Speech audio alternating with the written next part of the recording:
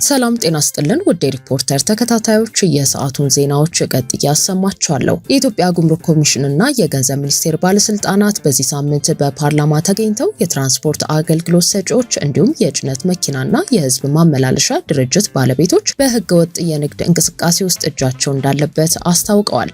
ይህ ክስ የቀረበው የህዝብ ተወካዮች ምክር ቤት የጉምሩክ አዋጅን ለማሻሻል በቀረበው ረቂቅ ላይ ውይይት ባደረገበት ወቅት ሲሆን ረቂቁ በኮንትሮባንድ ንግድ ላይ የተሰማሩ አካላትን ለመቅጣት በህገወጥ ንግድ ላይ ተሰማርተው የተገኙ ተሽከርካሪዎችን እስከ መውረስ የሚደርስ ጠንካራ ህግ ተግባራዊ ለማድረግ ያለመ ነው። ይሁን እንጂ ረቂቅ አዋጁ በፓርላማው የበጀትና ፋይናንስ ጉዳዮች ቋሚ ኮሚቴ አባላት ዘንድ ስጋትን ያስነሳ ሲሆን ተሽከርካሪዎችን መውረስ በህገ መንግስቱ የተደነገገውን የንብረት ባለቤትነት መብት ሊጥስ ይችላል የሚል ስጋት እንዳላቸው ገልጸዋል። በተጨማሪም ባለቤቱ ሳያውቅ ህገወጥ እቃዎችን ሳያጓጉዝ የተገኘን ተሽከርካሪ የመውረስ ስልጣን ኮሚሽኑ ሊኖረው ይገባል ወይ የሚል ጥያቄም ተነስቷል። ለ12 ዓመታት ያህል በስራ ላይ የቆየውን የጉምሩክ አዋጅ ለማሻሻል በተዘጋጀው ረቂቅ አዋጅ የአስረጂ መድረክ ላይ ከምክር ቤቱ የፕላን በጀትና ፋይናንስ ጉዳዮች ቋሚ ኮሚቴ፣ ከጉምሩክ ኮሚሽን፣ ከገንዘብ ሚኒስቴርና ከሌሎች ተቋማት የተውጣጡ የስራ ኃላፊዎች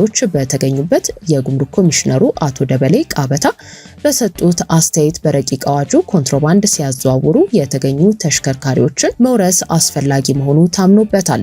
የጉምሩክ ኮሚሽን ምክትል ኮሚሽነር አዘዘው ጫኔ በበኩላቸው ተሽከርካሪዎችን መውረስ በዓለም አቀፍ አሰራር ተቀባይነት ያለውና አስተማሪ እርምጃ መሆኑን ያስረዱ ሲሆን አሽከርካሪዎች በድርጊቱ ውስጥ ሊሳተፉ ይችላሉ፣ ነገር ግን አሽከርካሪዎች ብቻቸውን ኮንትሮባንዲስቶች ናቸው ብለን አናምንም፣ እስካሁን ባለው ልምዳችንም ያየነው ይህንን አይደለም ብለዋል። ምክትል ኮሚሽነሩ አክለውም አሽከርካሪዎች ለሚያሳልጡት አገልግሎት ክፍያ ሊከፈላቸው ይችላል እንጂ እንዲህ ያለ ግዙፍ የኮንትሮባንድ ህገወጥ ስራ ላይ በገንዘብ የመደገፍና መሰማራት አቅም የላቸውም ያሉ ሲሆን አሽከርካሪዎች አሸጋጋሪ በመሆን በኮንትሮባንዲስቶች መጠቀሚያ እየሆኑ ነው በማለት ገልጸዋል። ለማሳያነትም አንድ የነዳጅ ጫኝ መኪና ከ3 ጊዜ በላይ ህገወጥ እቃ ሲያጓጉዝ መያዙን በመናገር ይህም የተሽከርካሪ ባለቤቶች ሆን ብለው አሽከርካሪዎችን ለኮንትሮባንድ ስራ እንደሚቀጥሯቸው ማረጋገጫ ነው ብለዋል። ምክትል ኮሚሽነሩ የጉምሩክ ኮሚሽነር ደበሌ ቃበታ የኮንትሮባንድ እንቅስቃሴ የአሽከርካሪዎች ድርጊት ብቻ ሳይሆን የተሽከርካሪ ባለቤቶች ፍላጎትና ውሳኔ ውጤት መሆኑን አጽንኦት ሰጥተው በተደረገው ግምገማም የጦር መሳሪያዎችን ሲያጓጉዙ የተያዙ አብዛኞቹ ተሽከርካሪዎች በባለቤቶቻቸው ትዕዛዝ ይንቀሳቀሱ እንደነበር ኮሚሽነሩ አረጋግጠዋል። ባለፉት 8 ዓመታት ውስጥ ቁጥራቸው እየጨመረ የመጣ ኮንትሮባንዲስቶች አብዛኞቹ የተሽከርካሪ ባለቤቶች ከአሽከርካሪዎቻቸው ጋር በመሆን ህገወጥ እቃዎችን ወደ ኢትዮጵያ ሲያስገቡ እጅ ከፍንጅ ተይዘዋል። ይህንን ለመግታት የግድ እርምጃ መውሰድ አለብን በማለት የአዋጅ ማሻሻያው አስፈላጊ መሆኑን አጽንኦት ሰጥተውበታል። የኢንዱስትሪ ፓርኮች ልማት ኮርፖሬሽን የ650 ሚሊዮን ብር የተጣራ ትርፍ ማግኘቱን አስታወቀ።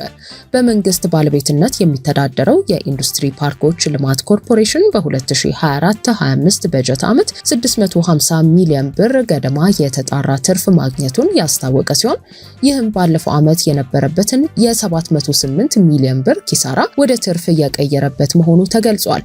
ለዚህ ስኬት ዋነኛው ምክንያት ከሊዝ ስምምነቶችና ከውጭ ምንዛሬ ክምችት የተገኘው ገቢ መጨመር እንደሆነም ተጠቁሟል። የኮርፖሬሽኑ የሊዝ ገቢ በእጥፍ አድጎ 3.4 ቢሊዮን ብር መድረሱን ያመለከተው ሪፖርቱ ምንም እንኳን ጠቅላላ ትርፉ በከፍተኛ ደረጃ ቢጨምርም የስራ ማስኬጃ ወጪዎችም አብረው በመጨመራቸው የተጣራ ትርፉ 646 ሚሊዮን ብር ላይ እንዲወሰን አድርጎታል ብሏል። በኢንዱስትሪ ፓርኮች ውስጥ ከሚንቀሳቀሱ ባለሀብቶች ጋር የሚደረጉ አብዛኞቹ የሊዝ ስምምነቶች በዶላር የተተመኑ በመሆናቸው ከሐምሌ 2024 ወዲህ የተደረገው የውጭ ምንዛሬ ማሻሻያ በብር ሲሰላ የኮርፖሬሽኑን ገቢ በእጅጉ ከፍ አድርጎታል። በተጨማሪም ኮርፖሬሽኑ በፓርኮቹ ውስጥ ግንባታ ለሚያከናውኑ ተቋራጮች የሚከፈለውን የጥራት ማረጋገጫ ገንዘብ በዶላር ይይዛል። በሰኔ 2025 መጨረሻ ላይ ኮርፖሬሽኑ የነበረው የጥራት ማረጋገጫ ገንዘብ 2.7 ቢሊዮን ብር ደርሷል። ይህም ከባለፈው ዓመት 1.9 ቢሊዮን ብር ጋር ሲነጻጸር ጭማሪ አሳይቷል ይላል። በ2024-25 በጀት ዓመት ኮርፖሬሽኑ 3.4 ቢሊዮን ብር ጠቅላላ ገቢ ያገኘ ሲሆን የስራ ማስኬጃ ወጪው ደግሞ ወደ 1.8 ቢሊዮን ብር አድጓል። ለአስተዳደራዊ ወጪዎች 2.5 ቢሊዮን ብር የዋለ ሲሆን ከዚህ ውስጥ 2/3 የማይሰበሰቡ ዕዳዎች ተብለው የተመደቡ ናቸው። ኮርፖሬሽኑ ያላቸውን ህንፃዎችና መሰል ንብረቶች 20 ቢሊዮን ብር ገደማ እንደሆኑ የገመተ ሲሆን በሰመራና በደብረ ብርሃን እየተገነቡ ያሉ አዳዲስ ፓርኮች ደግሞ 9 ቢሊዮን ብር ገደማ ዋጋ አላቸው። የኮርፖሬሽኑ አጠቃላይ የንብረት መጠን 71 ቢሊዮን ብር መድረሱም ተገልጿል። በተጨማሪም በሐዋሳ የኢንዱስትሪ ፓርክ ማስፋፊያና በአዳዲስ ፓርኮች ግንባታ ላይ ከቻይና ተቋራጮች ጋር የ4.7 ቢሊዮን ብር የፋይናንስ ግዴታዎች እንዳሉበት ሪፖርቱ አመልክቷል። የኮርፖሬሽኑ የተከፈለ ካፒታል ወደ 40 ቢሊዮን ብር ከፍ ማለቱንና ከጠቅላላ ገቢው ውስጥ አብዛኛውን ድርሻ የሚይዙት 3 ፓርኮች ሲሆኑ የሐዋሳ ኢንዱስትሪ ፓርክ ብቻውን 1.2 ቢሊዮን ብር ገቢ ማስገኘቱ ተመላክቷል። የቀይ ባህር አፋር ዲሞክራሲያዊ ድርጅት በኤርትራ መንግስት የሚፈጸመውን ዘር ተኮር ጥቃት በጽኑ አወገዘ። የቀይ ባህር አፋር ዲሞክራሲያዊ ድርጅት በኤርትራ የሚገኙ የአፋር ተወላጆች ላይ እየተፈጸመ ያለው መጠነ ሰፊና አስከፊ ሲል የገለጸው የሰብአዊ መብት ጥሰት በማውገዝ ዓለም አቀፉ ማህበረሰብ ትኩረት እንዲሰጠው ጥሪ አቅርቧል። ድርጅቱ ባወጣው መግለጫ የአፍሪካ ህብረት የሰብአዊና የህዝቦች መብት ኮሚሽን በአፋር ህዝቦች ላይ እየደረሰ ያለውን እንግልትና ስደት ለመመልከት በወሰነው ውሳኔ ያለውን አድናቆት ገልጾ በተለይም በአፋር ተወላጆች ላይ እየተፈጸመ ያለውን ስርዓታዊ ዘር ተኮር ጥቃት ኮሚሽኑ በይፋ ክትትል እያደረገበት መሆኑን አስታውቋል።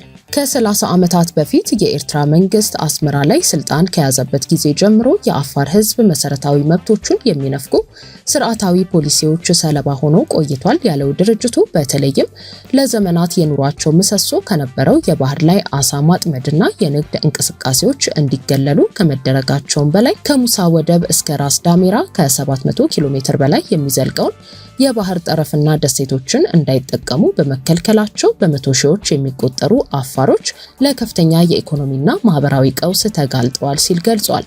ይህ አፋኝ ፖሊሲ የአፋርን ህዝብ የኢኮኖሚና የባህል ማንነት ለመናድ አልፎም ህልውናውን አደጋ ላይ ለመጣል የታቀደ ነው በማለት ድርጅቱ በዝርዝር አስረድቷል። ከኢኮኖሚ ማዕቀቡ በተጨማሪ የአፋር ተወላጆች ለግዳጅ ውትድርና፣ ለዘፈቀደ እስራት፣ ለስቅይትና ለግድያ እየተጋለጡ መሆኑ ተገልጿል። በዚህ ምክንያት ቁጥሩ ከፍተኛ የሆነ ህዝብ ተሰዶ በኢትዮጵያ አፋር ክልል በሚገኙት የአሳይታና በራህለ የስደተኛ መጠለያ ካምፖችን ጨምሮ በየመን፣ በጅቡቲና በሳውዲ አረቢያ ለመጠለል መገደዳቸውን ጠቅሷል።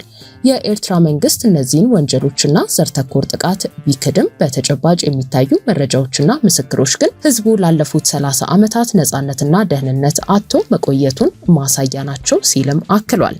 ድርጅቱ በማጠቃለያው መንግስታትና የሚመለከታቸው ዓለም አቀፍ ተቋማት የአፋር ተወላጆች መብታቸው ተከብሮ ያለምንም ገደብ ማህበራዊና ኢኮኖሚያዊ እንቅስቃሴ እንዲያደርጉ ዋስትና እንዲሰጡ ጠይቋል።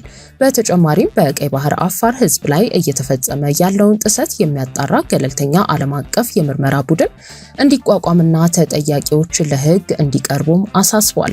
የመብት ጥሰቶቹ በተባበሩት መንግስታት የሰብአዊ መብት ተቋማት በቋሚነት ክትትል እንዲደረግባቸው የጠየቀው ድርጅቱ ዓለም አቀፉ ማህበረሰብ ከመከራ ውስጥ ከሚገኘው ህዝብ ጎን እንዲቆምና የኤርትራ መንግስት በዜጎቹ ላይ ለሚደርሰው በደል ሙሉ ኃላፊነቱን እንዲወስድ አጽንኦት ሰጥቷል። ውድ ሪፖርተር ተከታታዮች የሰዓቱ ዜናዎቻችን እነዚህ ነበሩ። ስላደመጣችሁን ከልብ እናመሰግናለን።